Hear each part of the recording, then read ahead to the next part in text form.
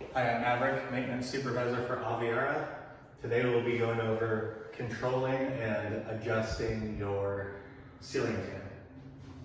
The ceiling fan in your home is controlled by this switch. The dimmer portion controls the fan. The bottom switch controls the light. Additionally, these pull strings,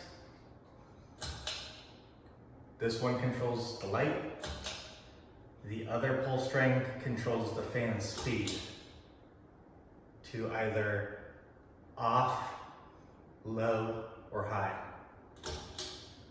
by just pulling it once. There's a switch on the side of it which reverses the direction that the blades are turning. If you flip it to the right, it will pull air towards the ceiling. If you flip it to the left, it will push air downwards. Typically speaking, you want it to be blowing down towards you during the summer and up during the winter.